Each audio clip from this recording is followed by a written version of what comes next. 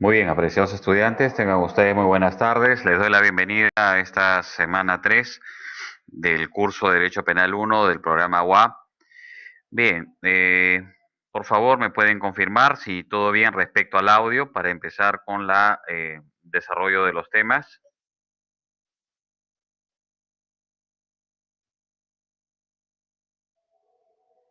Ok, gracias, señor Aredo. Gracias, señorita Jessica. Gracias, señorita Torres. Bien, entonces, primero empecemos, luego les doy algunas pautas respecto al tema de la evaluación de la T1, ¿ok? El día de hoy vamos a desarrollar lo que es la teoría del delito, ¿ok? Todo lo que tenga que ver o lo que respecte, repito, a la teoría del delito. El tema es, ¿qué se entiende o qué deberíamos entender por la teoría del delito? En realidad, estudiar derecho penal no puede empezar si no estudiamos o no comprendemos o no analizamos lo que es la teoría del delito. Sin la teoría del delito es simplemente encontrarnos dentro del sistema normativo penal como una persona visca, una persona sin las herramientas necesarias para guiarse, porque esto es lo que nos va a permitir identificar de manera concreta, ¿no? Incluso poder definir de manera concreta qué es el derecho penal, ¿no? ¿Qué es el derecho penal? Y dentro de este ámbito específico, cómo poder interpretar realmente lo que es el acto punible o el hecho punible. Entonces, ¿qué es una teoría del delito? Podríamos decir que la teoría del delito, desde un punto de vista general, es aquella teoría, es aquella doctrina, es aquel instrumento que nos permite definir las características generales que debe poseer o debe contener una conducta o un comportamiento para ser imputado como un hecho punible. Repito, cuando hablamos de teoría del delito, nos referimos básicamente a aquel instrumento, a aquella teoría que nos permite definir, que se encarga de definir las principales características, ¿no? Que debe tener una conducta, que debe tener un comportamiento para poder imputarle, ¿no? Para poder atribuirle el nomen juris de hecho punible.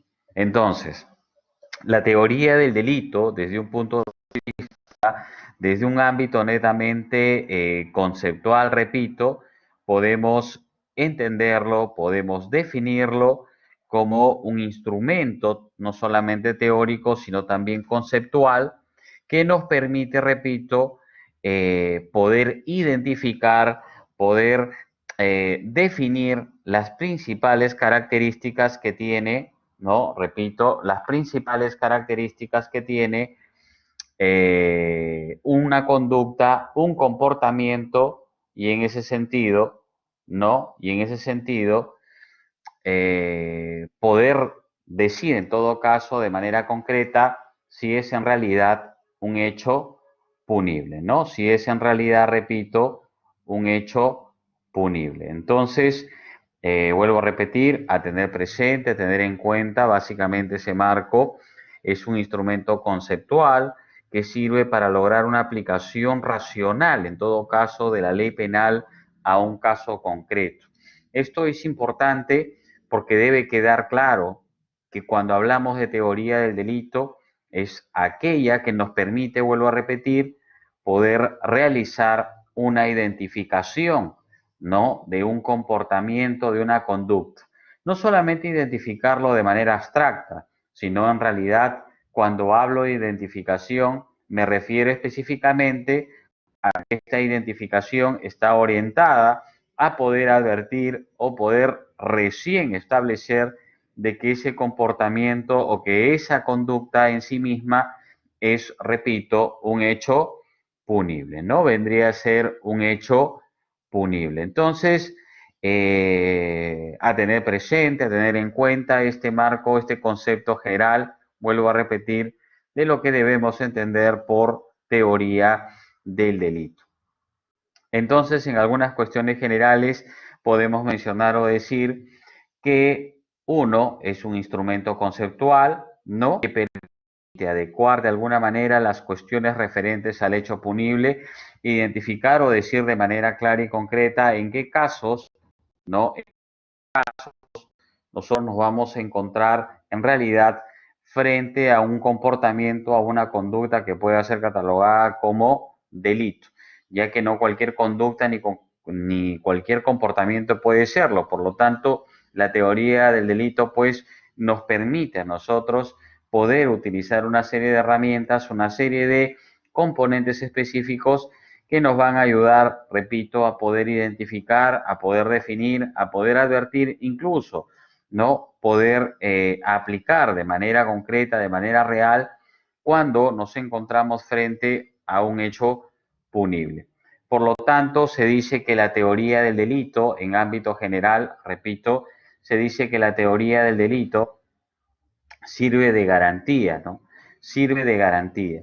¿Y por qué sirve de garantía? ¿Por qué se hace mención o se hace referencia a que esta teoría en sí misma pueda servir en realidad como garantía? Bueno, se dice de que es una garantía porque es la que va de alguna manera a establecer en qué momento o en qué casos este comportamiento o esta conducta realmente o es un delito o es una falta o simplemente no es ninguna de estas conductas, sino es una conducta civil. Entonces es importante, repito, poder identificar y saber conocer el ámbito no solamente doctrinario, sino también de aplicación de la teoría del delito. En ese sentido, habrá que decir que la teoría del delito adquiere pues legitimación porque, repito, permite una aplicación de la racional de la ley penal, ¿no? Esto lo señala el maestro Basigalupo.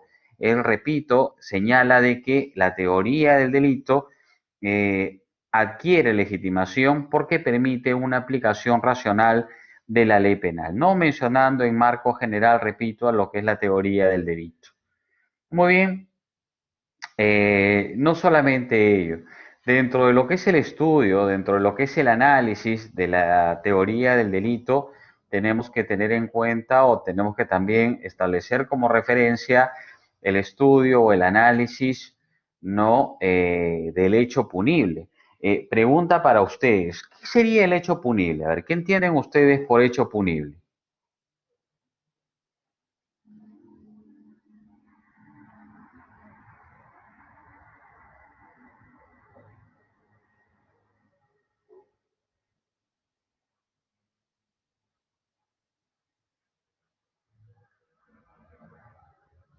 ¿Qué opinan?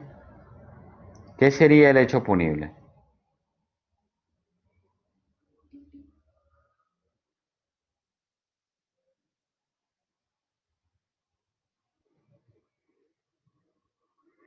Ok, muy bien, gracias, señor Rodi.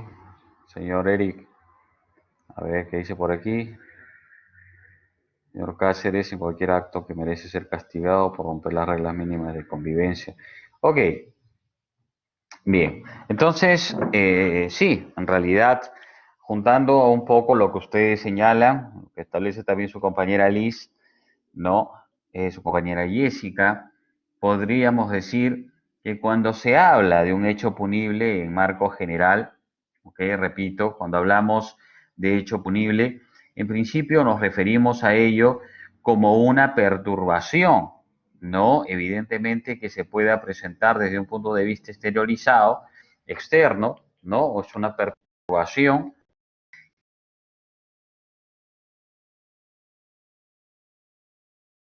evidentemente una afectación, una grave alteración del orden social, ¿no? Repito, entonces, para tener presente ello, cuando hablamos de hecho punible, nos referimos a una perturbación que se pueda generar una afectación, una alteración social, ¿no? Del orden.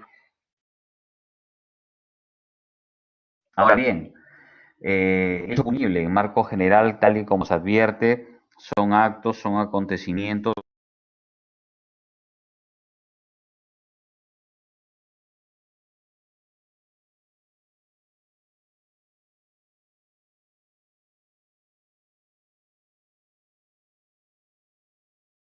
se van a presentar, ¿no?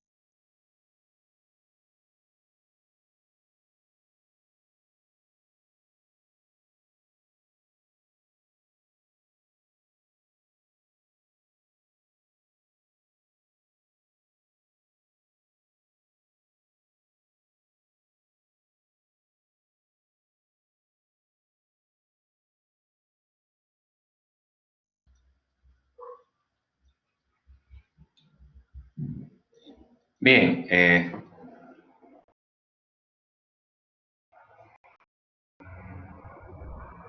bien.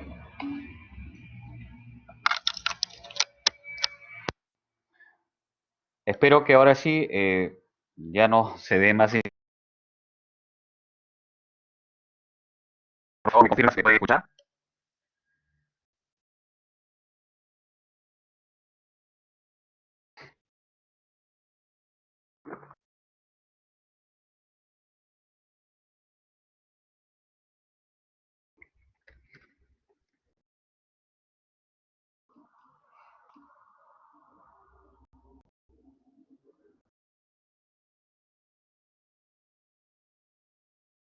Ahora, ¿qué tal? ¿Se escucha?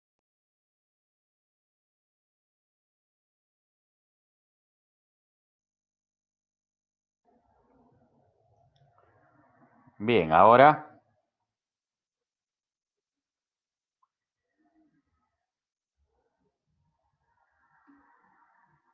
bien, ahora sí. Entonces, perfecto. Les iba comentando, ¿no? Les iba señalando de que dentro de este marco el hecho punible siempre habrá que entenderse desde un marco general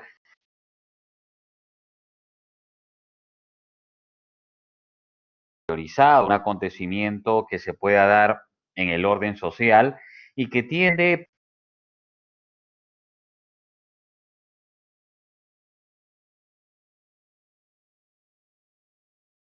a una alteración, una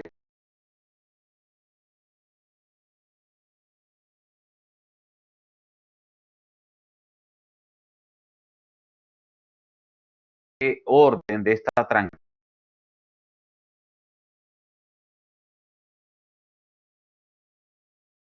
repito, dentro de la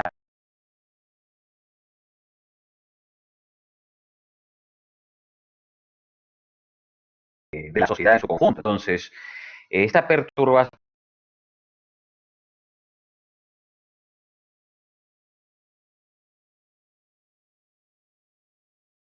también es va a orden de salir y volver a ingresar a la plataforma.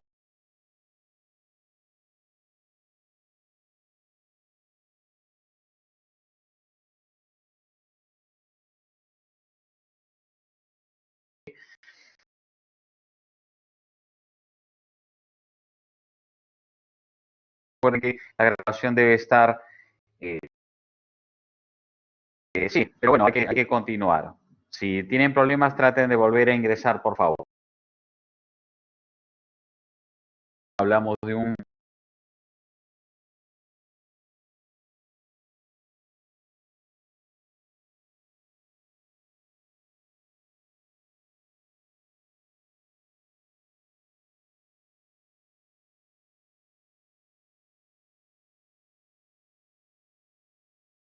video, habrá que entender que nuestro sistema reconoce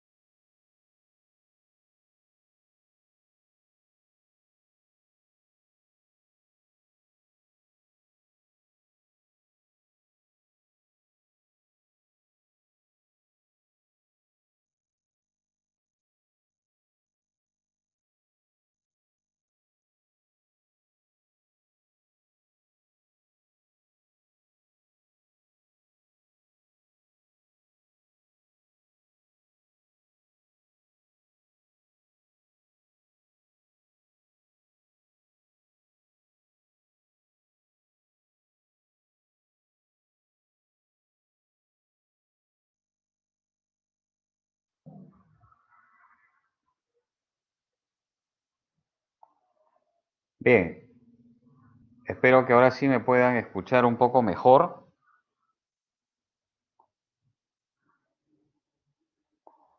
Si no, vamos a tener que... A ver, un momentito.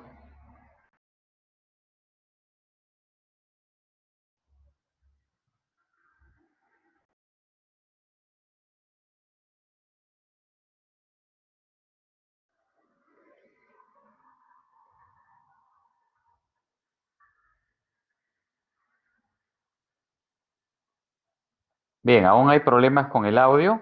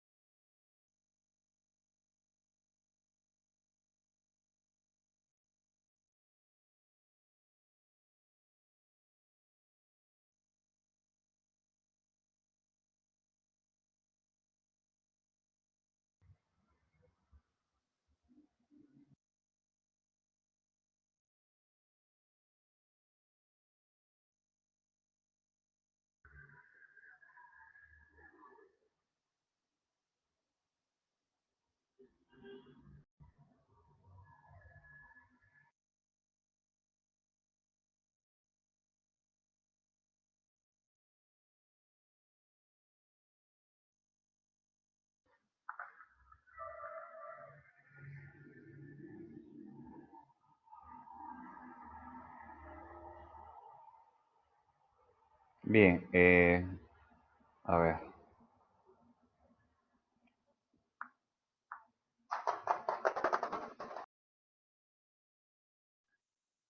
Bien, si no está bien, ahí voy a tratar de ver si podemos usar otra herramienta informática, ¿ok? A ver, un momentito.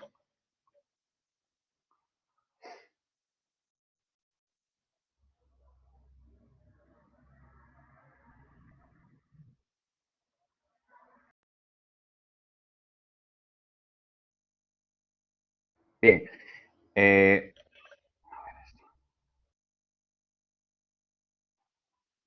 ok. Bien, ahora sí, ¿se escucha mejor?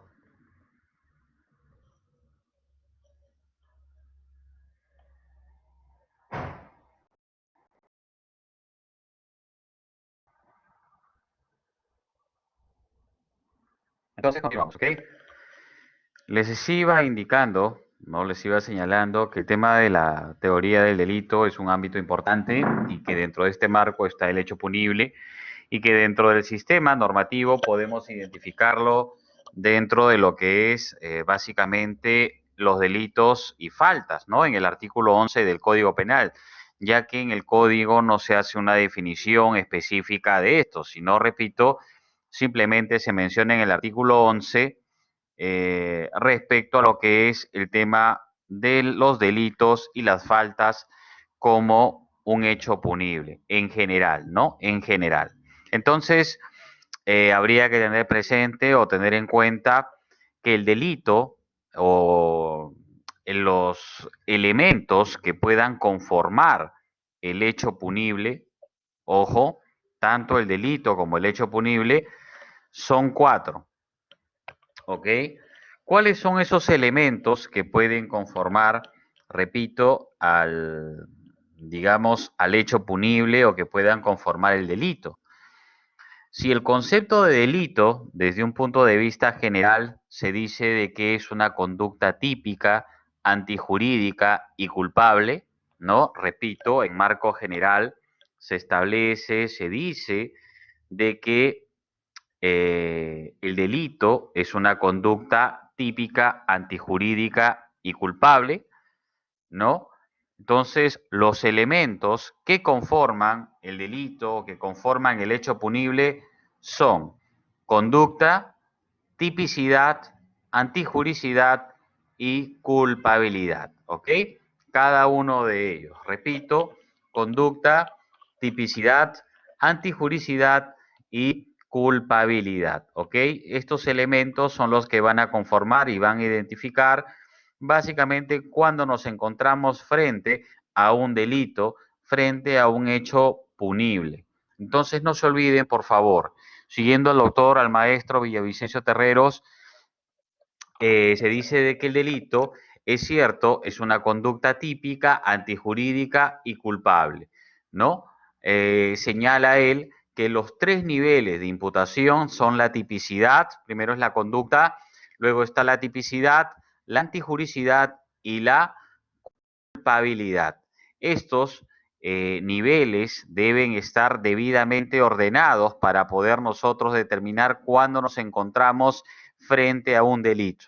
Entonces, estos niveles, señala el maestro, están ordenados sistemáticamente y representan la estructura del delito, ¿no? La conducta reúne los dos primeros, incorpora lo que es la tipicidad e incorpora también lo que es la antijuricidad, a los que se le denomina injusto. Pero si se trata, no el tema de la culpabilidad, habrá que hablar específicamente, no del marco de imputación personal, si se le puede imputar o no responsabilidad penal al sujeto, ¿no? Al individuo que ha cometido el acto punible. ¿Ok? Entonces, habrá que mencionar, repito, desde un punto de vista general, que la conducta, ¿ok? La conducta vienen a ser aquellos hechos, ¿no? Que puedan devenir o que puedan terminar generando un marco de actuación en el orden social. El maestro señala que dentro de la conducta habrá que hacer referencia a la acción y en ese sentido el derecho penal, tanto de hecho o de acto, sanciona conductas humanas y a ello habrá que determinar que este comportamiento o esta conducta necesariamente tiene que estar enmarcado dentro de un ámbito de actuación por parte, repito, de un sujeto, por parte de un individuo. Entonces, la conducta, desde un punto de vista general, son hechos punibles que están enmarcados en razón al comportamiento, en razón del actuar o el accionar de un sujeto específico. Por otro lado, tenemos también la tipicidad, ¿no? Desde un ámbito netamente general, ojo, y aquí habría que señalar, bueno, a ver, antes de poder mencionar rápidamente qué es la tipicidad, habría que establecer que dentro del Código Penal vamos a encontrar tipos penales. ¿Qué es la norma penal, no? Por ejemplo, en el artículo 106 del Código Penal, que es el delito de homicidio simple, establece lo siguiente, ¿no? Esto es una norma penal, esto es un tipo penal y señala un supuesto de hecho. El que mata a otro será reprimido con una pena privativa de libertad no menor de 6 ni mayor de 20 años, si no me equivoco. Entonces, es lo que establece en principio esta norma penal, que se le conoce o se le denomina como tipo penal, ¿ok? Ojo, repito, para tener presente, tener en cuenta, se le reconoce como tipo penal, ¿ok? Como tipo penal. Ahora bien, este tipo penal, esta norma penal, contiene un supuesto de hecho, ¿no? Contiene un supuesto de hecho. ¿Y qué supuesto de hecho? Es simplemente una hipótesis de una conducta específica. Por ejemplo, ¿no? El que mata a otro es una hipótesis, es un supuesto. No todas las personas están matando ni están eliminando sujetos. Es simplemente un supuesto, ¿no? Es simplemente un supuesto. Entonces, este supuesto puede estar enmarcado, puede estar relacionado en el ámbito general, pero van a existir sujetos que van a realizar determinadas conductas, determinados comportamientos que se puedan adecuar a lo que dice este supuesto penal, a lo que dice este tipo penal. Es por ello que si un sujeto mata a otra persona, si un sujeto termina quitándole la vida a otra persona, decimos que ese comportamiento o esa conducta es típica, ¿no? que esa conducta es típica. ¿Por qué se dice que la conducta es típica? Vuelvo a repetir, porque esa conducta se adecua, ¿no? Se adecua al comportamiento, perdón, se adecua a la hipótesis que está redactado en el tipo penal. Esa conducta, vuelvo a señalar, ese comportamiento se termina adecuando dentro de lo que es el tipo penal. Entonces, es por ello que nosotros decimos o hacemos mención a que esa conducta que se adecua al tipo penal es una conducta típica, es decir, tiene tipicidad, ¿no? Tiene tipicidad. Entonces, cuando ustedes escuchen hablar de tipicidad en un marco general, siempre tienen que relacionar a que esa conducta tiene, de alguna manera, que comprenderse dentro de un tipo penal. Quiere decir que ese comportamiento, ese actuar, ese accionar del sujeto, del individuo, no se adecua, repito, específicamente dentro del tipo penal, ¿no? Dentro del tipo penal. Entonces, no lo olviden. Cada vez que escuchen hablar, esa conducta es típica. Ah, ok. Quiere decir que ese comportamiento se encuentra inmerso o se adecua específicamente dentro del tipo penal. Lo mismo puede pasar con robo, lo mismo puede pasar con hurto, lo mismo puede pasar con estafa, con violación, con corrupción de funcionarios, con cada uno de esos componentes. Quisiera que por favor me puedan hacer un ejemplo y lo suben al chat, ¿ok? Redacten un ejemplo. A ver, redacten un pequeño ejemplo. Corto y lo suben al chat. Por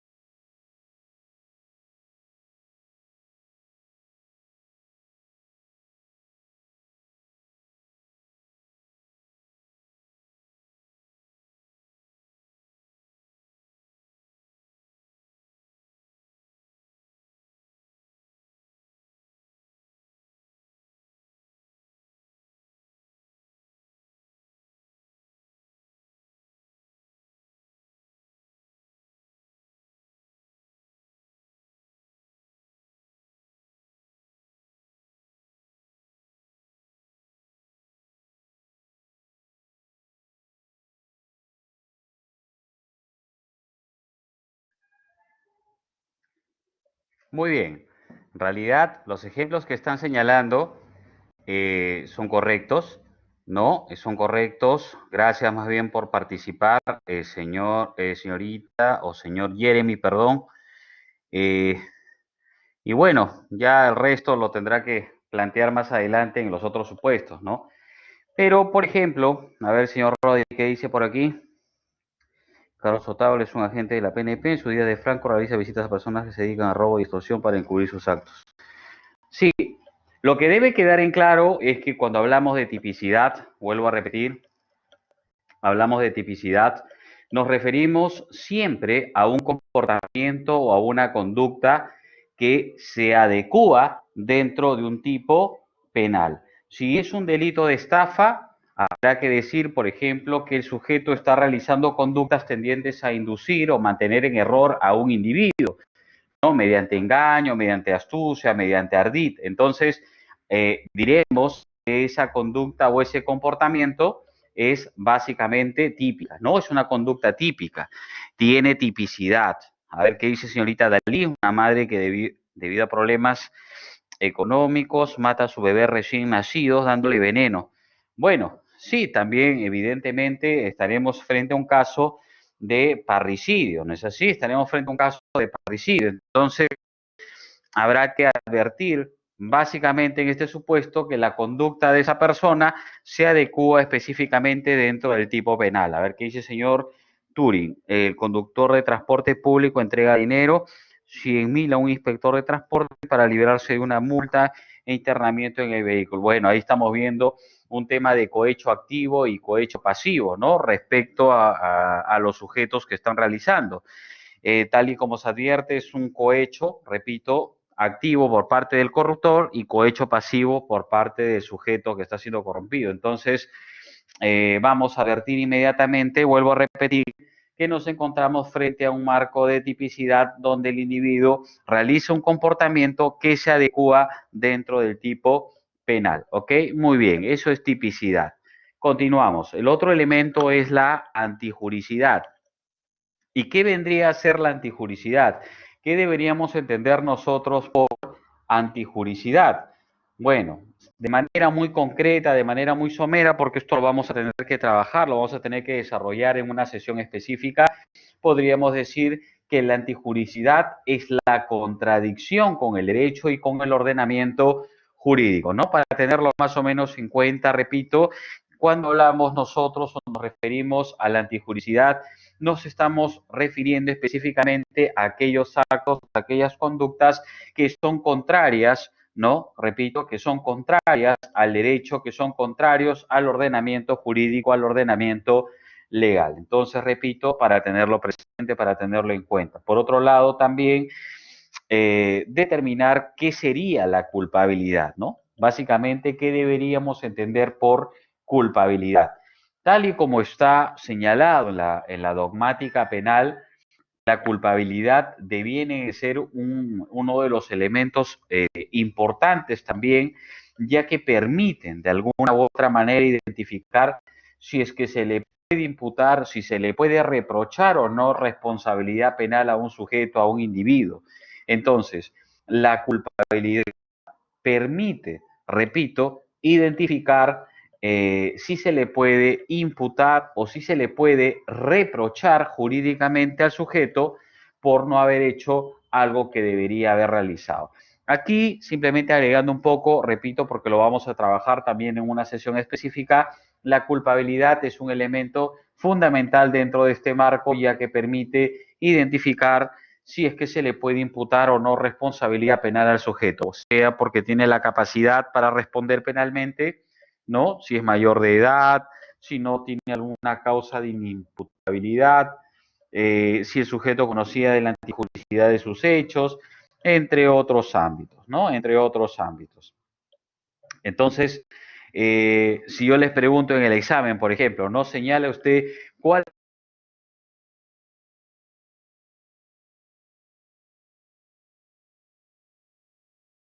cuáles son los elementos, por favor, ¿qué responden? A ver, señale usted.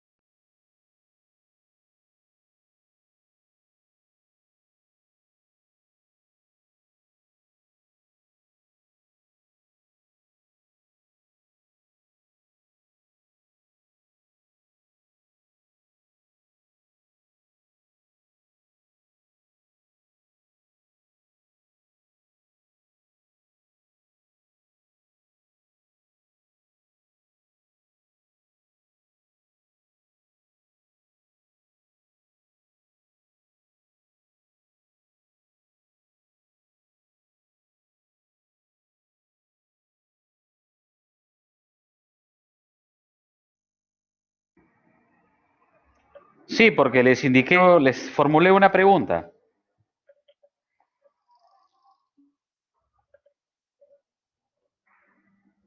¿Cuáles son los elementos del delito? ¿Cuáles serían los elementos del hecho punible? ¿Qué responde?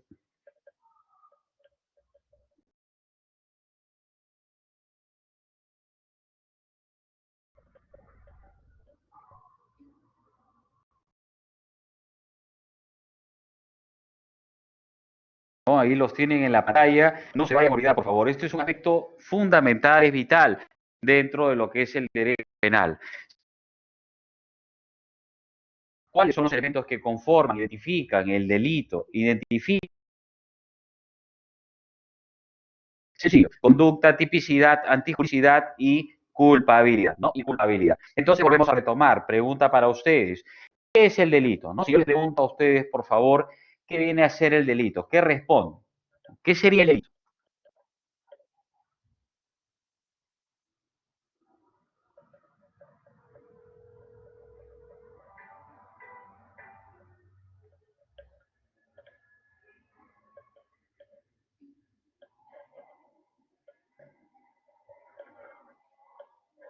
A ver, ¿qué dice el señor Gachel? El artículo 20 indica, con alteraciones en la percepción, aplica cuando uno mata o roba o está drogado en alcohol.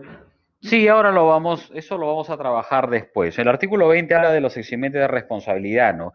¿En qué caso se puede eximir de responsabilidad a una persona dentro del marco de la antijuricidad y culpabilidad? Los primeros elementos de anomalía psíquica, el tema de percepción, están vinculados a la culpabilidad, ¿no?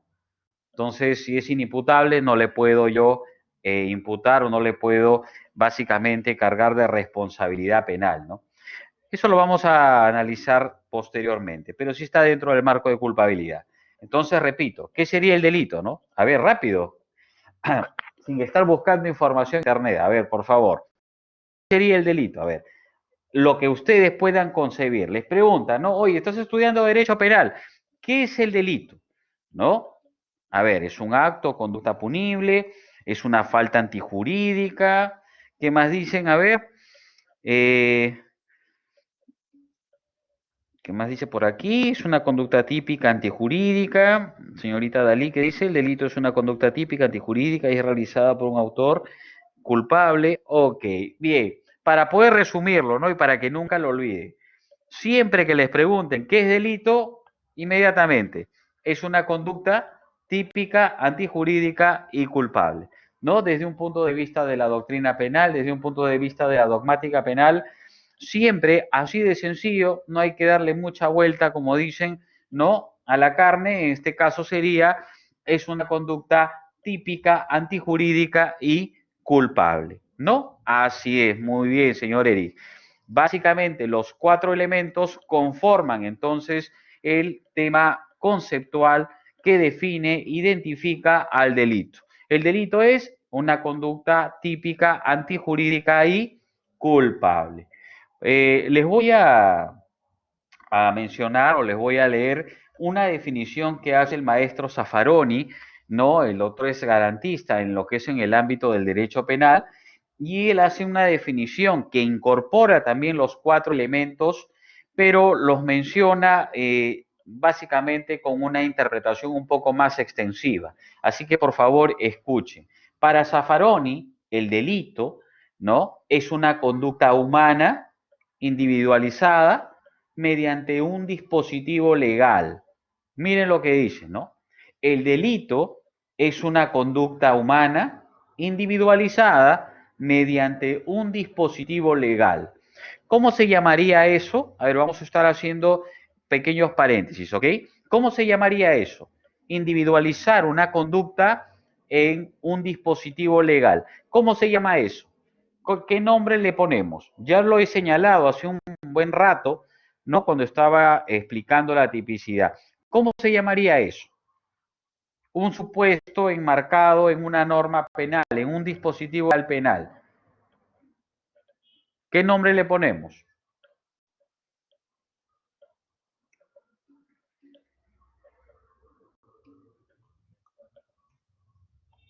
A ver, es tipo penal, no se olvide. Cada vez que se hable de una norma penal, Cada vez que hablemos de un dispositivo penal, es tipo, ¿ok? Tipo penal, no se olvide. Si yo les digo, a ver, busquen el artículo 106 del Código Penal, ¿qué cosa es? Es un tipo penal, ¿no? Es un tipo penal. No necesariamente artículo, no quiero llamarlo así porque artículo es muy amplio, pero sí evidentemente un dispositivo penal, ¿no? Que puede ser un artículo penal, en ese caso sí podría ser. Entonces menciona el artículo 106. Puede ser el artículo, sí, no sé, a ver, se me ocurre 170, ¿no? Delito de violación. Ese es un tipo penal. El tipo penal de violación, artículo 170. Artículo 107, creo que si no me equivoco es parricidio. Tipo penal de parricidio. Artículo 190, apropiación ilícita. Entonces encontramos que es el tipo penal de apropiación ilícita. ¿Dónde lo encuentran? En el artículo 190, ¿no? Entonces, habría que entender, habría que tener, básicamente, repito, en cuenta de que el tipo penal, a ver qué dice por aquí, en habla cuasi coloquial, artículo, en habla dogmático, tipo penal. Bueno, eh, no tampoco es coloquial. Artículo, recuerden ustedes, es una palabra jurídica que está inmersa dentro del ordenamiento, así que no sería tan coloquial, ¿no? En realidad hay que entenderlo desde un punto de vista, ya ustedes que van a ser futuros abogados y van a tener que identificar, siempre, repito, tienen que reconocer que cuando se trate de un delito específico establecido en el Código Penal, en un artículo específico, están haciendo referencia a un tipo penal, sea de concusión, sea de peculado, sea de cohecho activo, cohecho pasivo, sea abuso de autoridad, sea estelionato, sea defraudación en la persona jurídica, sea delito de lavado de activos. Todos estos son tipos penales. Entonces continuamos, ¿no? Zaffaroni dice, es una conducta humana individualizada mediante un dispositivo legal, ¿no? Un tipo que revela su prohibición, ¿no? Que revela su prohibición. Es decir, va a establecer qué comportamiento está prohibido, ¿no? ¿Qué comportamiento está prohibido? Que por no estar permitido por ningún precepto jurídico, ¿no? Es decir, no existe ninguna causa de justificación, por eso señala, ¿no?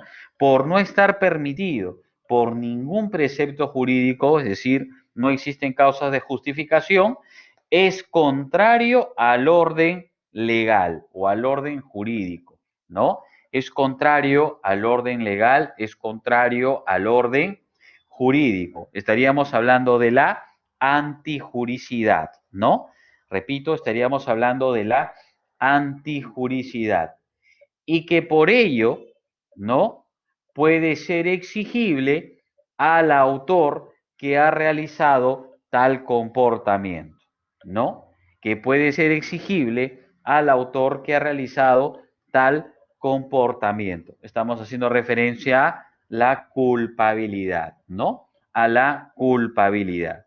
Entonces, debe quedar claro desde un marco general, repito, que cuando hablemos de delito siempre habrá que referirse a una conducta típica, antijurídica y culpable, ¿ok?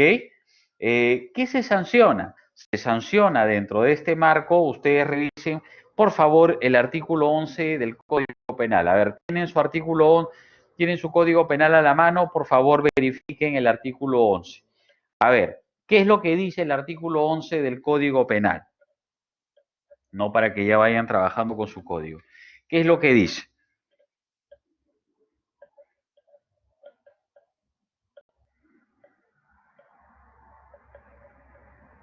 A ver, traten de buscar, por favor, qué es lo que dice el artículo 11.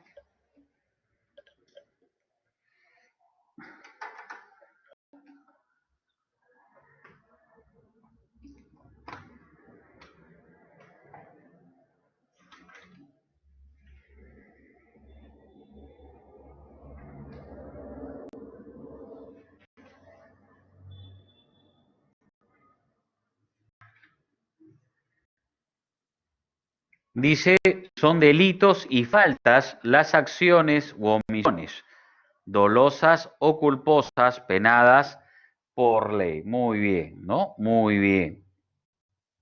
Entonces, debe quedar claro que dentro del tema o dentro de la interpretación del delito se sanciona tanto la acción como la omisión. Ojo, no solo es la conducta típica antijurídica culpable, sino que también se debe entender en ese marco que se sanciona tanto las acciones como las omisiones, evidentemente sancionadas o descritas dentro del tipo penal. ¿Qué dice aquí? Los delitos que consistan en la serán cometidos por omisión cuando la no evitación del mismo infligir especial deber jurídico, sentido del tentativo de la existe una específica obligación legal. Bueno, es en el caso de la omisión, ¿no? Lo que su compañera está señalando. A ver, ¿qué más por aquí? Son delitos y faltas, muy bien, señorita Liz. La ICHEA, por lo cual también se está sancionado quien no socorre a un enfermo. Así es, ¿no? Entonces, vamos a advertir básicamente que se puede generar un marco de sanción tanto a los que son acciones, conductas activas específicamente, que están vinculadas a una acción, pero también a las omisiones, ¿ok? Ya vamos a trabajar eso también.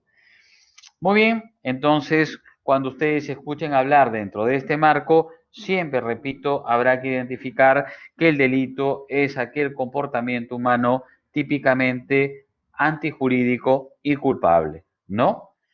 ¿Qué más? Cuando escuchen hablar de injusto penal o cuando escuchen hablar del injusto, siempre tendrán que hacer referencia a que es una conducta típica y antijurídica, ¿ok? Repito, cuando escuchen hablar del injusto, tendrán que relacionar, tener en referencia lo que es una conducta típica y antijurídica. Recuerden ustedes, no basta simplemente determinar la acción, es decir, la conducta, no basta simplemente identificar el injusto, es decir, no basta simplemente verificar que esa conducta sea típica ni antijurídica, sino también se requiere de la imputación personal, es decir, se requiere necesariamente la culpabilidad para poder imputarle responsabilidad al sujeto, para que éste pueda responder realmente por el injusto cometido. Es decir, vuelvo a repetir,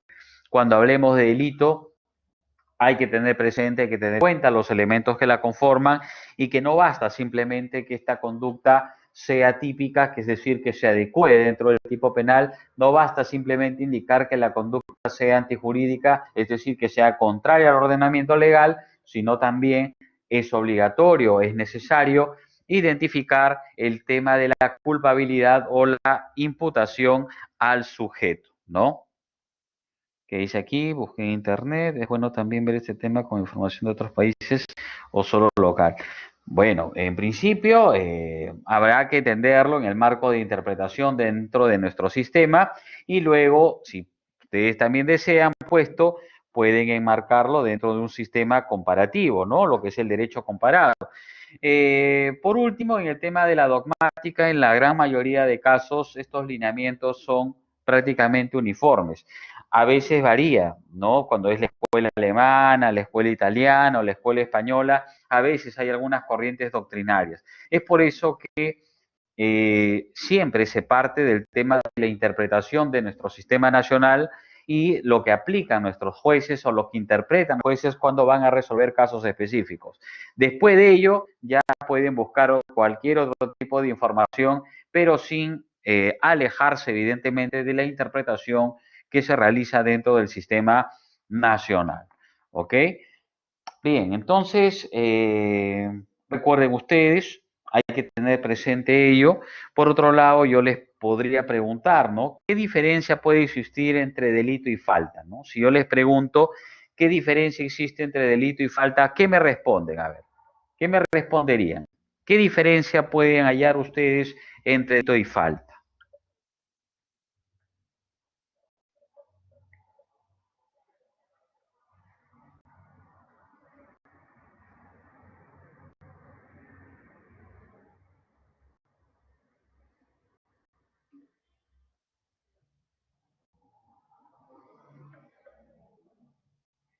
A ver, ¿qué dice? Falta. Es una sanción no penal. Delito es una sanción penal.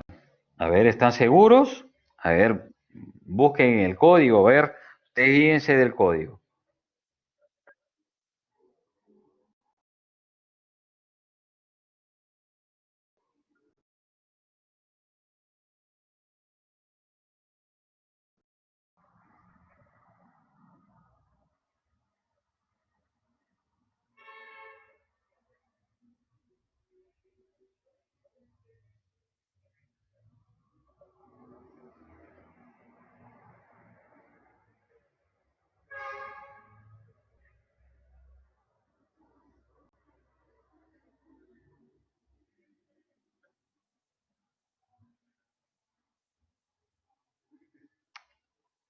A ver, revisen primero el artículo 11, ¿no? Evidentemente es lo primero que tienen que revisar.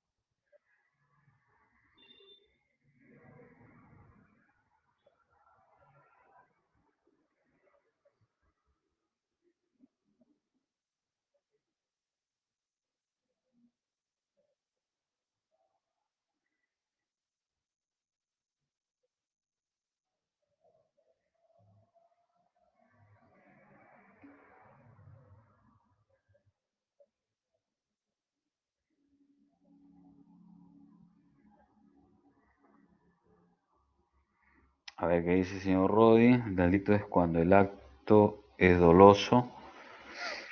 A ver, ¿qué más? ¿Qué dicen el resto?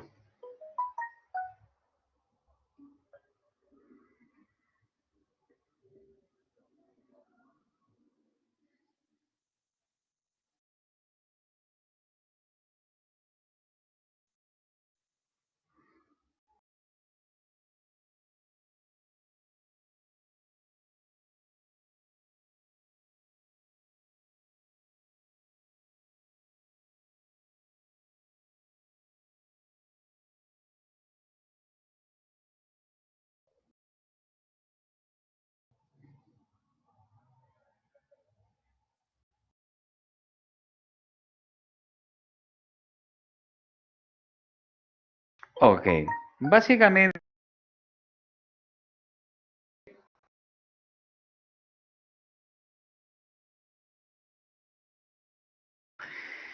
miren,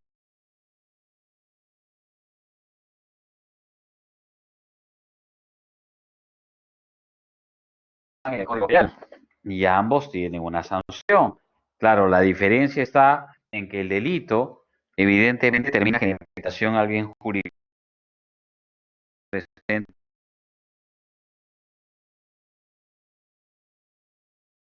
infligido, ¿no? Es inferior y por lo tanto la diferencia que podemos decir es simplemente cuantitativa, porque como usted por ahí, en el caso del delito, la, la lesión es menor y la diferencia sustancial es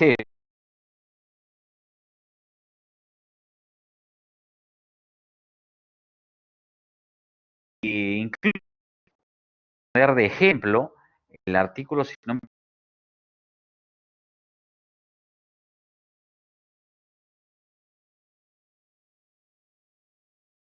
44. A ver, por favor, busquen el artículo 4.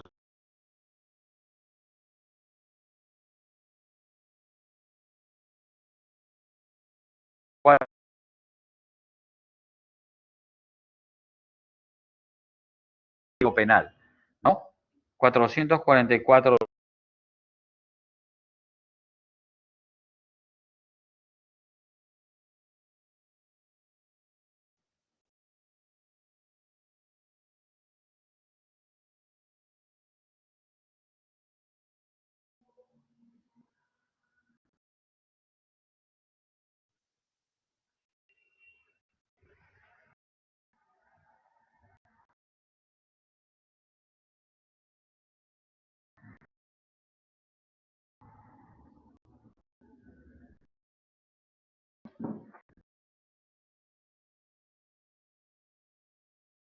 Es básicamente cuantitativa. Repito, es bastante cuantitativa.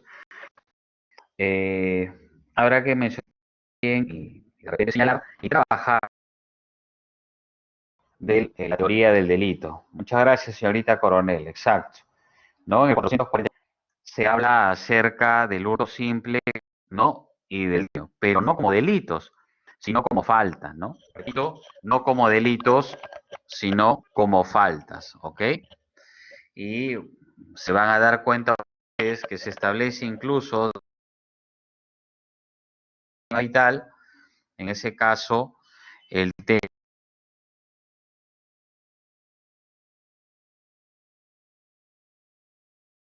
es simplemente irrisoria, pues comparado con el delito de hurto simple o con el delito de daños, ¿no? Bien, simplemente para que puedan.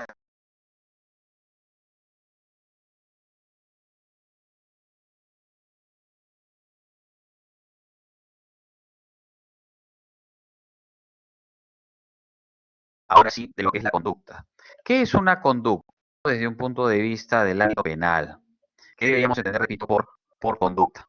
Bueno, si nos preguntan y nos dicen, oye, ¿me puedes definir qué es una conducta? En principio vamos a hacer referencia a un suceso, a un acontecimiento, a un hecho, ¿no? Que se puede presentar evidentemente en el mundo externo, que se da pues o se va a materializar por la voluntad de una persona, ¿no? Entonces, repito, ¿no?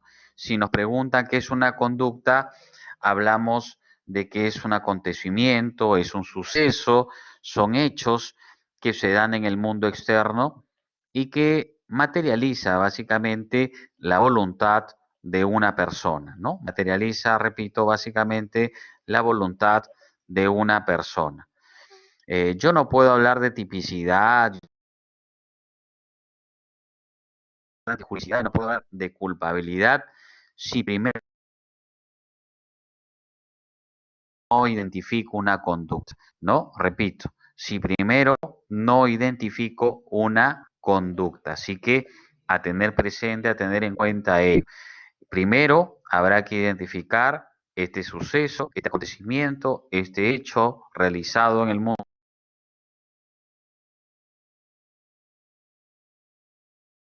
que se materializa mediante la voluntad de una persona. Entonces,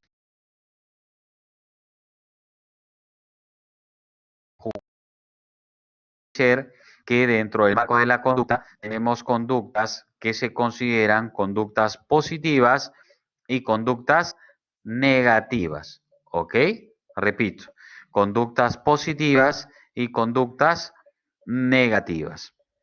¿En qué caso nos referimos a una conducta positiva?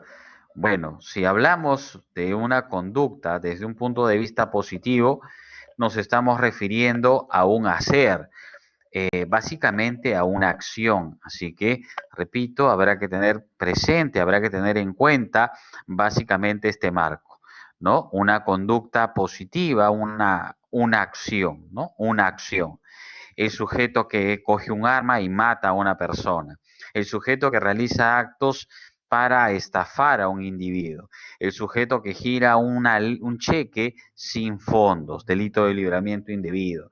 El sujeto, el funcionario público que le pide dinero a un particular, ¿no? Cohecho, pasivo, propio o impropio, dependiendo de qué tipo de conducta se lleve adelante. Y así, estamos hablando de una acción, pero también podrían presentarse algunos supuestos de conducta, pero no positiva, no de acción, sino básicamente una conducta vinculada entre el ámbito negativo. No se preocupe, señor Laiche, eso lo van a estudiar en Derecho Penal 2, ¿no? En los delitos especiales, ¿ok? Entonces, repito, primero aprendan la parte general. Si no saben la parte general, no van a poder ustedes trabajar la parte especial. De nada me sirve explicarles hurto, robo agravado, que simplemente robo agravado es como su mismo nombre dice, son agravantes a la conducta específica de robo, ¿no?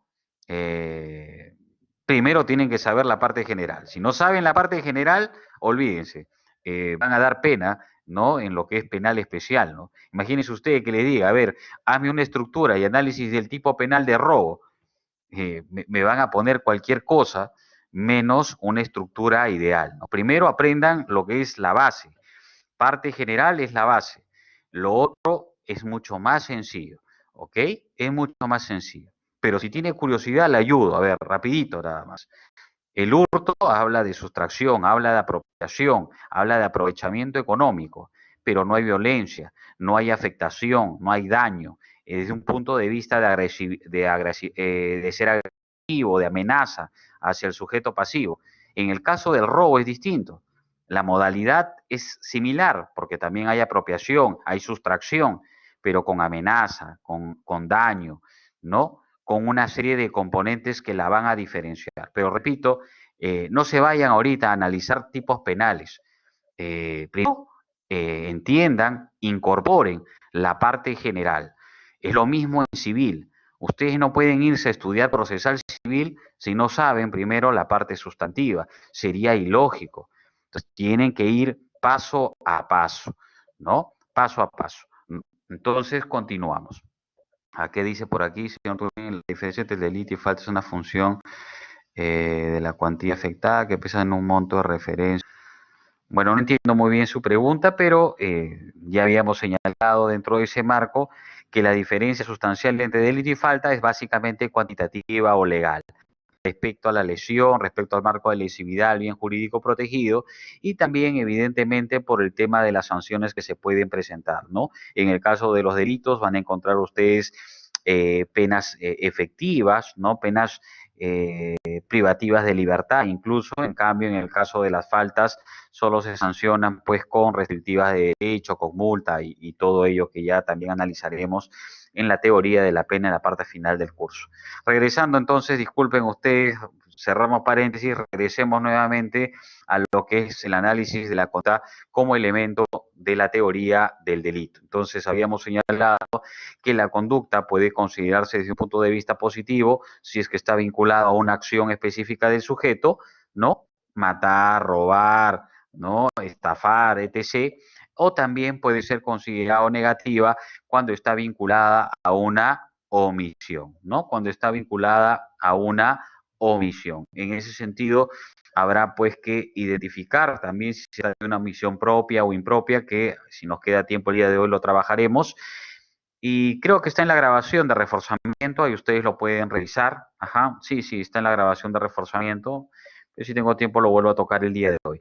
Entonces, negativa, la conducta negativa, cuando se trata, repito, de un no hacer, de una abstención respecto a una actuación, respecto a un mandato, ¿no? En el sentido de que el sujeto tiene que realizar, repito, determinadas conductas, determinados comportamientos.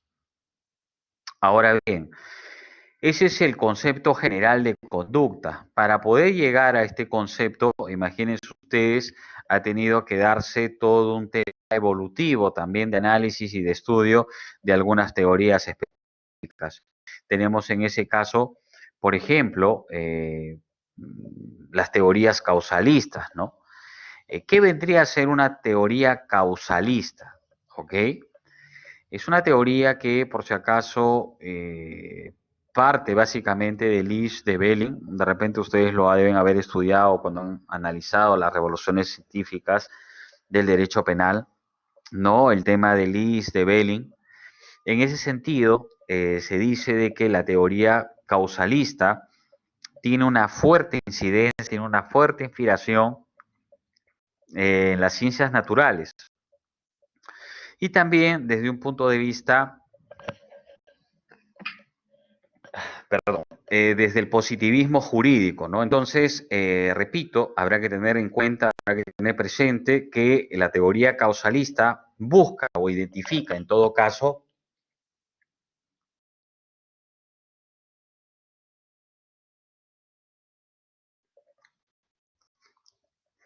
ok, identifica en todo caso, ¿no? O considera a la acción como un movimiento corporal que produce, ¿no? simplemente reacciones o resultados específicos en el mundo exterior. Repito, la teoría causalista considera la acción como un movimiento corporal que produce sus efectos o produce una modificación en el mundo exterior, ¿no? Evidentemente generando un resultado. Es por ello que en la teoría causalista se dice o se señala que la voluntad es la causa de la acción. Ojo, ¿no? Se señala o se dice que la voluntad es la causa de la acción, ¿no? La voluntad es la causa de la acción. A ello habrá que indicar entonces que para este sistema resulta totalmente indiferente cuál es el contenido de la voluntad, ¿no?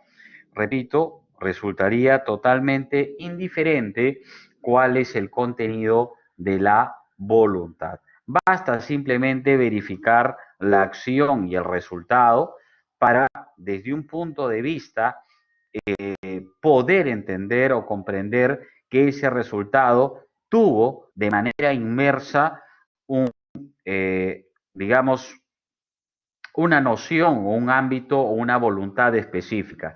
Ya no me interesa saber lo que el sujeto estuvo pensando, lo que quiso saber. Basta, repito, con verificar el resultado para darme la idea o para certificar realmente lo que el sujeto quiso realizar o quiso hacer.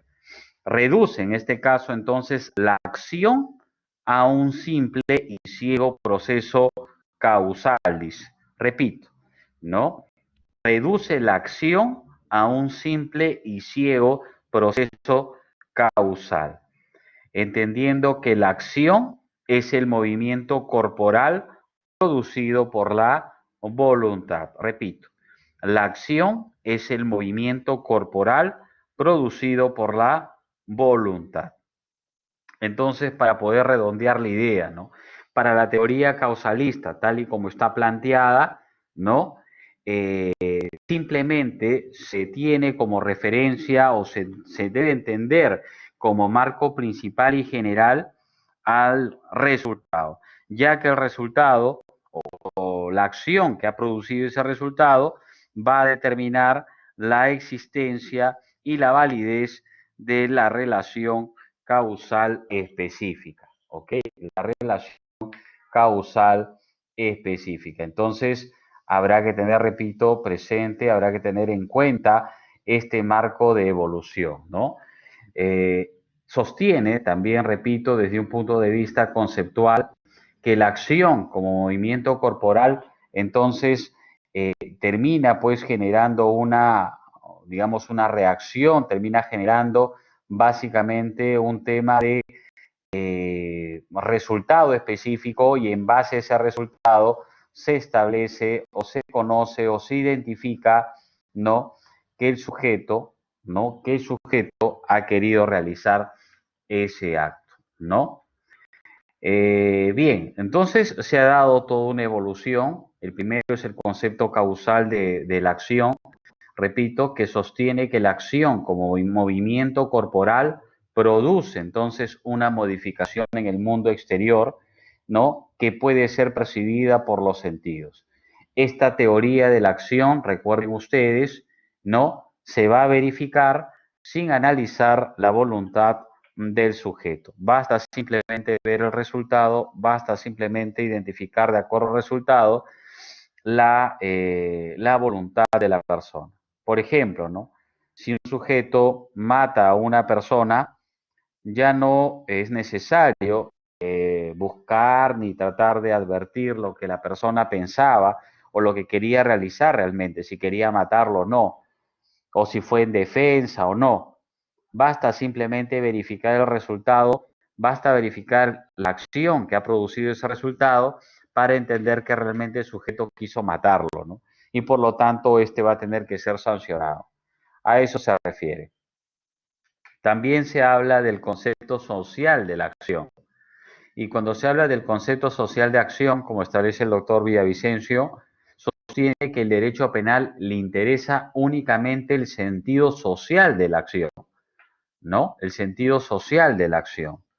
También existe lo que es la teoría finalista. Esta teoría finalista es la teoría que lo utiliza Belsel, ¿no? Eh, Él realiza todo un tema de análisis de esta concepción y desde un punto de vista que evoluciona de la causalista, simplemente de la acción y resultado, va a avanzar y va a permitir identificar dentro de la acción también lo que son los elementos, no solo objetivos, sino también subjetivos. Entonces, se aparta de la teoría causal, ¿no? Y básicamente, repito, evoluciona en el sentido de que para ellos, para la teoría finalista de Belsel, la acción humana, ¿no? La acción humana era el ejercicio de una actividad finalista, ¿no? Repito, la acción humana era el ejercicio de una actividad finalista. ¿Qué quiere decir esto? Que si la conducta o la conducta, entendido para ellos, es el comportamiento humano sometido a la voluntad. Ojo, ¿no? Repito, la conducta es el comportamiento humano sometido a la voluntad, ¿no? Sometido a la voluntad. Pero ojo, orientada hacia un resultado determinado, es decir, hacia un fin. Si en el caso de la teoría causalista bastaba simplemente evidenciar la acción resultado, no importando el elemento subjetivo, porque era evidente que la acción y el resultado producido identificaban o tenían en claro lo que realmente el sujeto quería realizar, ¿no? En el caso de la teoría finalista, la conducta, que es el comportamiento para ellos sometido a la voluntad, ¿no? Es válida, se puede identificar, pero siempre y cuando se puede evidenciar que esta conducta esté orientada a un resultado determinado.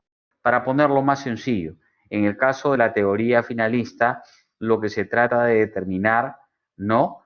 Es en principio cuál fue el fin de esa conducta, qué es lo que buscaba realmente, ¿no? Ese comportamiento, esa acción. Por lo tanto, se exige que se determine el contenido de la voluntad, el elemento subjetivo, ¿no? Porque la conducta para ellos no solo comprende la acción, sino también la omisión, a diferencia de la causalista, porque si habla de causalista hablamos de acción específica, por lo tanto no podría darse un tema de omisión, ¿no? La teoría causalista no admite el tema de los comportamientos omisivos, ¿no? Por ejemplo, un caso de un salvavidas que ve, ¿no? ahogándose a su enemigo y no lo salva, pues no, lo deja ahogarse, lo deja morir, ¿no? Entonces, de acuerdo a la teoría causalista, este salvavidas no podría responder penalmente, porque la voluntad es la causa de una acción, es decir, si no hay acción, por lo tanto no hay resultado. Entonces no podría responder penalmente. A diferencia de la figura finalista, que sí permite este tema de omisión, ya que lo que se tiene que verificar en la teoría finalista es el fin o lo que busca en sí misma, no en sí mismo, ese comportamiento o esa conducta. ¿Ok? Que dice por aquí, si es accidental, es un delito causal. Bueno, sí, tal y como está redactado, si fuera igual, accidental, se generaría un resultado, por lo tanto, ¿no? Lo único que no ingresaría de alguna manera serían las figuras omisivas, ¿no? En ese caso específico, ¿no? Las figuras omisivas. Bien, y también tenemos las teorías funcionalistas, ¿ok? Repito, tenemos a las teorías funcionalistas. Bueno, estas teorías funcionalistas parten pues de Roxin, parten también del maestro Gunther Jacobs, ¿no? De los dos básicamente. Solo que Roxin está dentro de lo que es el funcionalismo moderado y Jacobs, pues dentro de lo que es el funcionalismo radical, ¿no?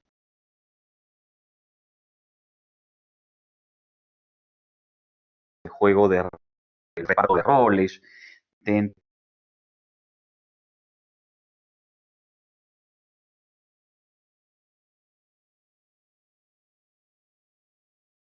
jurídico, ¿no? Roxy, por ejemplo, plantea que la pena, por respecto al ámbito de acción, tenga un fin y una función, ¿no? Del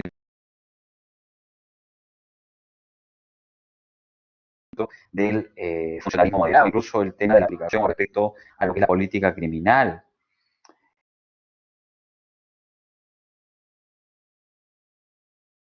Tal y como está evidenciado, pues tiene un marco de relevancia social, ¿no?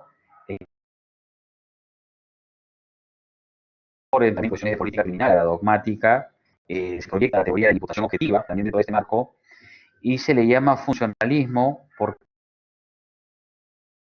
el derecho penal está en función de una política, para que no olvide, ¿no? Se habla de la teoría funcional, repito, o se habla del funcionalismo, porque el derecho penal está en función siempre de una política criminal. Entonces, desde un punto de vista ya más radical y ya, la acción es un comportamiento exterior que puede ser evitable, concibe la culpabilidad como un presupuesto de la acción en el marco general, y tanto la acción y la imputación de culpabilidad para este marco es lo mismo, ¿no? Ahora bien, se establece también dentro de este ámbito la importancia de los roles que tiene una persona para que ésta pueda responder penalmente, ¿no? Aquella persona que, de acuerdo a su rol, no tiene ninguna injerencia, no tiene un marco de actuación específica, no tendrá que responder penalmente. Por ejemplo, en el caso cuidar y proteger a su menor hijo. Se supone que tiene un rol, es evidente que el sujeto tiene una responsabilidad en ese caso, la madre, o el policía también tiene un rol específico, pero un sujeto que no es policía no tiene pues el rol de preservar el orden interno, ni cuidar, ni nada por el estilo. Entonces, básicamente a eso se refiere, ¿no? A eso se refiere. Ahora bien, existen también supuestos de ausencia de conducta. Así como hemos hablado de la conducta, tanto positiva y negativa, ¿no? También existen, repito, supuestos de ausencia de conducta. Y cuando hablamos de un supuesto de ausencia de conducta, nos estamos refiriendo específicamente a aquellos comportamientos o a aquellas acciones que no pueden ser calificadas como conductas. Ojo, ¿no? Son aquellas, repito, que no pueden ser calificadas como conducta. Entonces, ¿cuáles serían estos supuestos de ausencia de conducta? A ver, para que no lo olvide. Uno serían los movimientos reflejos, ¿no? Repito, uno serían los movimientos reflejos. Dos sería la fuerza física irresistible, ¿ok? Fuerza física irresistible. Y tres, movimiento llevado a cabo en estado inconsciente, ¿ok? Repito, uno, los movimientos reflejos. Dos, fuerza física irresistible. Y tres, movimiento llevado a cabo en estado de inconsciencia, ¿no? En estado de inconsciencia o estado inconsciente. Habría que trabajar aquí cada uno de estos supuestos de ausencia de conducta. Por ejemplo, si hablamos de los movimientos reflejos, ¿no? Si hablamos de los movimientos reflejos, habrá que señalar que son todos aquellos que son suscitados por estímulos externos que la gente no puede dominar. Repito, los movimientos reflejos vendrían a ser aquellos movimientos que son suscitados por estímulos externos que la gente no puede dominar, ¿no? Que la gente, repito, no puede dominar. Cuando me refiero a ello, nos referimos básicamente a todos aquellos que de alguna manera, o sea, estímulos externos aquellos que no pasan pues por los centros superiores cerebrales, ¿no? En otras palabras, no hay un tema de voluntad respecto a esos actos. Entonces, vuelvo a repetir, movimiento reflejo, aquellos suscitados por estímulos externos que la gente no puede dominar. A ver, ¿qué ejemplos se les viene a la mente cuando escuchan hablar de movimientos reflejos, ¿no? De estímulos externos, dice, que la gente no puede dominar.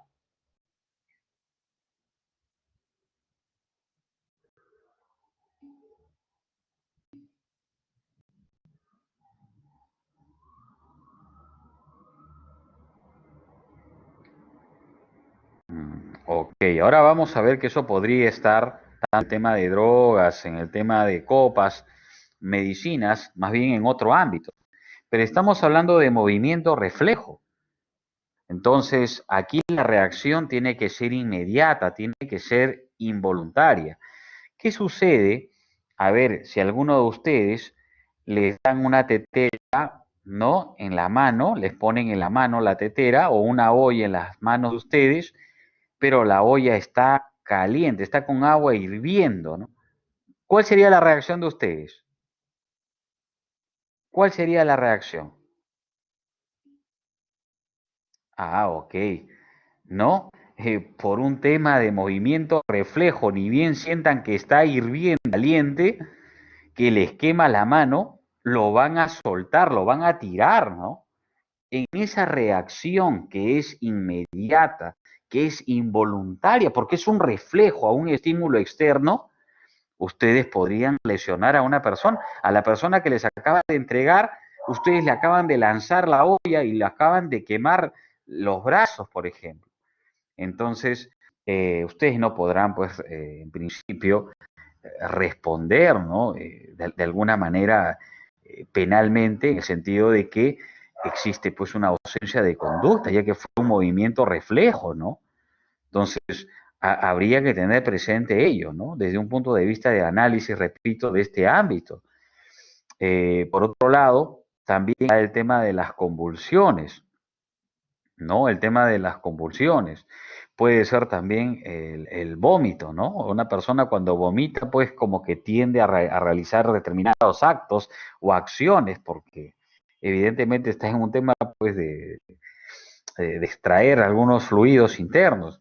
En el tema también podría presentarse, repito, por un tema de convulsión, ¿no?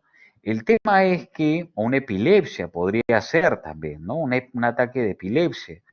El tema es que, recuerden ustedes, este movimiento reflejo se presenta o es producto, en todo caso, de la excitación inmediata de los nervios, ¿no? Todo por estímulos externos. Y es por ello que se presenta de manera inmediata este, este reflejo, ¿no? Ese reflejo. Incluso ustedes han visto que cuando a una persona no está sentada y le golpean con un martillito, creo que en la rodilla, en la parte baja de la rodilla, inmediatamente la pierna como que se estira, ¿no? O como que el pie se estira. Eso también es un movimiento reflejo, ¿no? A ver qué dice aquí, cuando a un hombre le tiran un arma y por agarrar la presión el gatillo, lo asustan y disparan al agarrar el arma, sería un acto reflejo. Bueno, eh, digamos que ese caso específico podríamos ponerlo como un tema de fuerza física irresistible. Podría ser, ¿no? Podría ser. Porque si me lanzan un arma, yo cojo el arma y estoy con temor y termino disparándole a la otra persona para matarla, bueno, va a estar dentro de los supuestos de legítima defensa, ¿no? Habría que ver, ¿no? Entonces, eh, habría que ver, porque ahí sí hay un movimiento. Lo que podría hacer es, en todo caso, que el sujeto, al tratar de, no sé, de querer zafarse, digamos, de la agresión por parte del sujeto, no sé, podría producirse un resultado, pero el movimiento reflejo no es, ¿no? No entra básicamente dentro de esa figura, ¿no?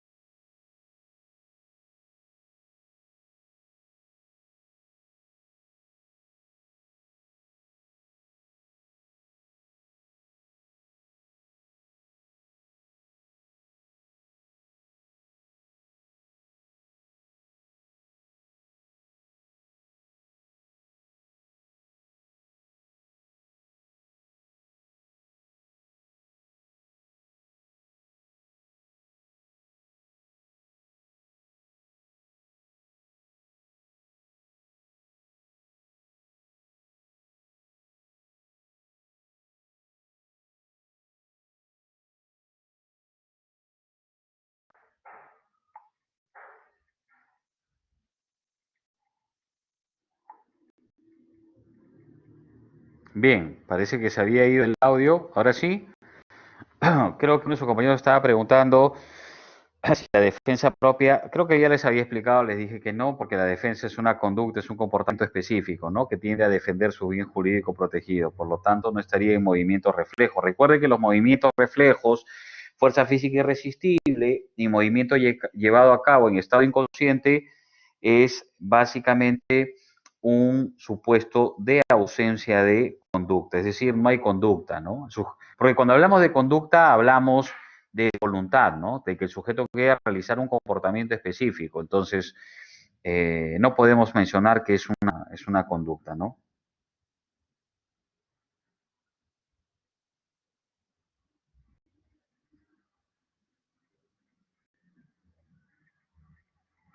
Bien, continuamos. Tenemos también lo que es la fuerza física irresistible, ¿no? ¿En qué caso se puede presentar la fuerza física irresistible? Dice, ocurre, ¿no? Cuando el agente es compelido por otro a realizar una actividad, ¿no? O impedida de llevarlo a cabo. Que pueda oponerse, ¿no? Sin que pueda oponerse a la violencia, ¿no? O superar tal impedimento, ¿no? Repito, se da el tema de la fuerza física irresistible cuando el sujeto es compelido por otro a realizar, ¿no? Una actividad o impedido de llevarlo a cabo, sin que pueda oponerse a la violencia, ¿no? O superar tal impedimento. Este tema de fuerza física irresistible puede presentarse por conducta humana o puede presentarse también por fuerza de la naturaleza, ¿no? Imagínense ustedes, ¿no? Imagínense que estarían ahorita en la universidad, octavo piso, hora del break, empiezan a salir del aula, van a empezar a bajar por la escalera porque el ascensor está malogrado, y de repente uno de sus compañeros, ¿no? Imagínense ustedes, por voltear a mirar a una de sus compañeras, termina tropezando y empuja, ¿no? Al compañero que está delante, y al empujar al compañero que está delante, este compañero termina empujando a la otra compañera y la termina lanzando desde el octavo piso, ¿no? Al primero. Bueno, digamos que se produjo un resultado muerte, ¿no? El tema es al sujeto que fue empujado de alguna manera, él tendrá que responder penalmente.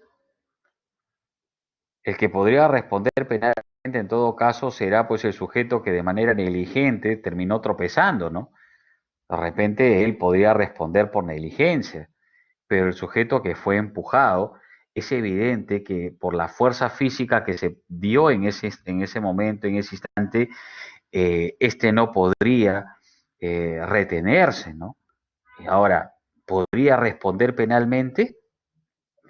Pues no, ¿no? no va a responder penalmente porque no fue su responsabilidad, ¿no? Podría ser el primer sujeto, que repito, que actuó de manera imprudente. Puede darse también en un caso de, digamos, pues, por un acontecimiento de las fuerzas naturales, ¿no? Imagínense que empieza a haber un temblor o un terremoto muy fuerte y es tan fuerte el terremoto que la persona que está bajando termina tropezando, termina cayendo y en esa caída termina empujando a una persona y la termina matando. Tampoco pues tendrá que responder penalmente porque es evidente que la acción que se dio no fue producida por una conducta que parta pues de la voluntad de la persona, del sujeto, ¿no? Entonces, habría que tener, repito, en cuenta, habría que tener presente ello, ¿no? Por otro lado, habría también que mencionar o señalar un movimiento llevado a cabo en estado inconsciente. Creo que la gran mayoría se fue por ese lado cuando hablaron de drogas, hablaron de otros aspectos. Pero bueno, a ver, ¿qué significa o qué debemos entender cuando hablamos de un movimiento llevado, repito, no a cabo en estado inconsciente, ¿no? ¿Qué sería básicamente ello? Repito que deberíamos entender dentro de ese ámbito específico, ¿no?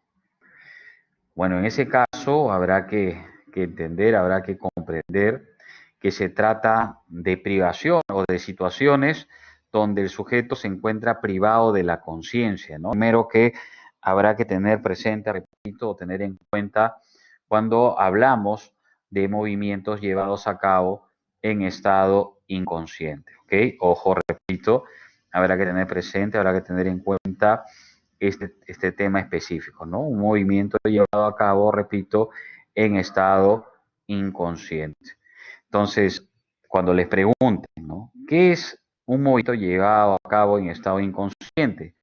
Pues se trata de una situación de privación de la conciencia. ¿Cómo se puede dar eso? Como ustedes mencionaron, ¿no? Puede darse el caso de que el sujeto esté drogado a tal extremo, pues que ha perdido la conciencia, ¿no? O puede ser que el sujeto esté eh, alcoholizado, está, ¿no? De alguna manera ebrio, a tal punto de que ha perdido la conciencia. Puede presentarse también en el caso de un sueño profundo, ¿no? No creo hablar de repente de un sonámbulo, pero bueno, habla de un sueño profundo. Y también del hipnotismo, ¿no? Bueno, no sé hasta qué cierto punto será válido eso, pero podría considerarse también dentro de estos presupuestos, ¿ok? Dentro de esos presupuestos. Bien, a ver, preguntas, dudas, consultas, por favor, hasta este momento, si tienen alguna duda, alguna consulta en un marco general, repito.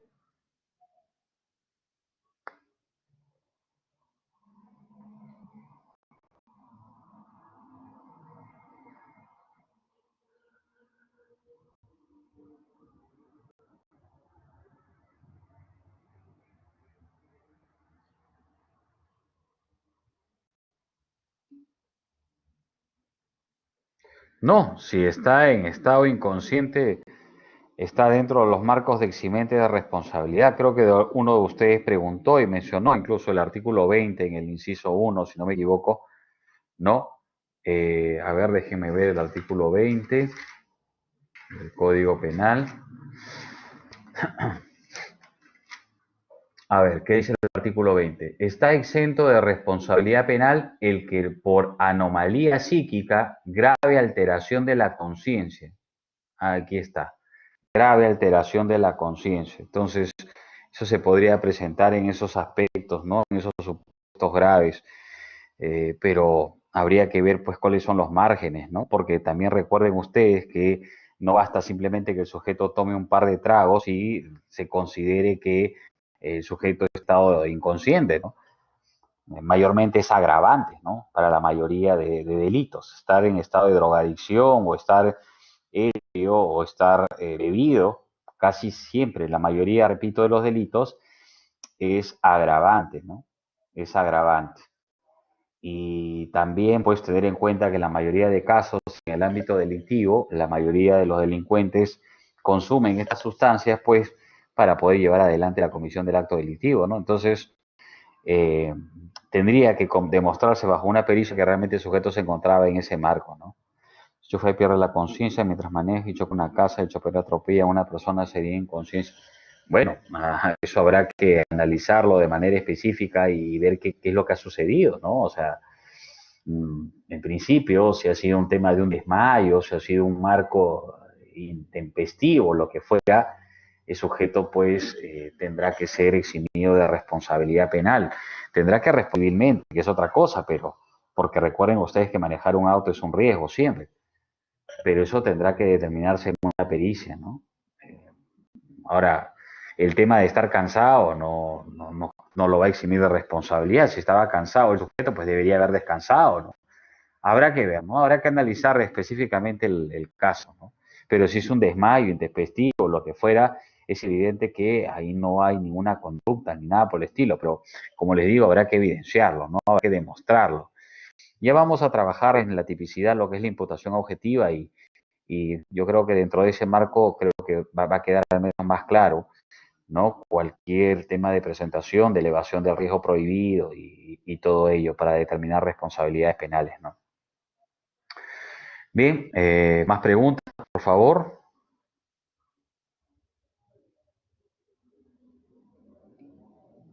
No, no se preocupe, señor Arejo. Si hay preguntas, por favor.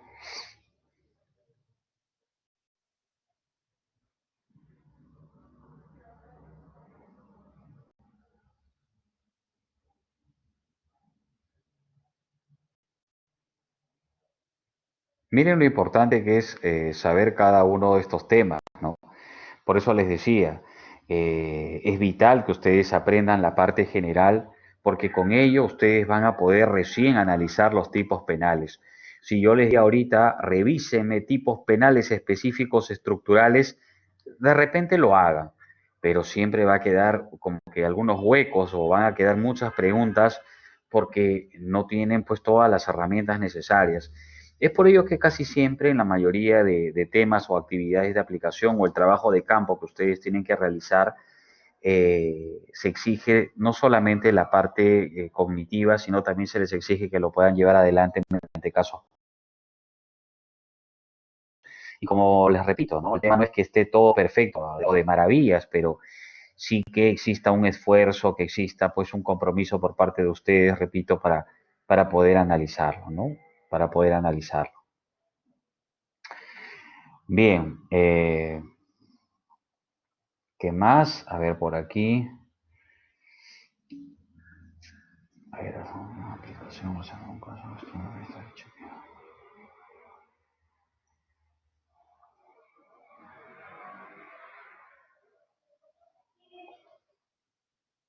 a ver, ¿qué dice por aquí? Autores, libros recomendables para la teoría del delito. Yo les recomiendo el libro del doctor Villavicencio Terreros, eh, el Derecho Penal, parte general, ¿ok? Así se llama, Derecho Penal, parte general, ¿ok? Del doctor Villavicencio Terreros, ¿ok? Del doctor Villavicencio Terreros. ¿Qué más dice por ahí? Conducta igual voluntad o ausencia de voluntad implica movimientos, por favor, tipicidad no le... Ok, recuerden ustedes que la tipicidad hace referencia a un comportamiento, a una conducta que se adecua a un tipo penal. ¿Ok? Cuando ustedes escuchen hablar de tipicidad, quiere decir que la conducta que realizó un sujeto se adecua dentro de un tipo. Les pongo un ejemplo. Juan dispara a Pedro y lo mata. Bien, aquí estamos evidenciando una conducta, un comportamiento. Juan acaba de disparar y acaba de quitarle la vida, ¿no? A Pedro, ¿no? Acaba de quitarle la vida a Pedro. En ese sentido, vamos a verificar la norma penal y vamos a analizar el artículo 106. ¿Qué dice el artículo 106? El que mata a otro. Entonces, se adecua la conducta de Juan al haber disparado y al haberle quitado la vida a Pedro, sí, porque dice el que mata a otro. Por lo tanto, Juan ha realizado una conducta típica, es decir, su conducta está enmarcada dentro de un ámbito de tipicidad, es decir, es típica. ¿Por qué? ¿Por qué tiene tipicidad? Porque se encuentra dentro de lo que dice el tipo penal, ¿no? A eso se refiere tipicidad, que la conducta, que el comportamiento que realiza un sujeto se adecue a lo que establece, repito, el tipo penal, ¿no? Lo que establece el tipo penal. Bien, ¿alguna otra pregunta?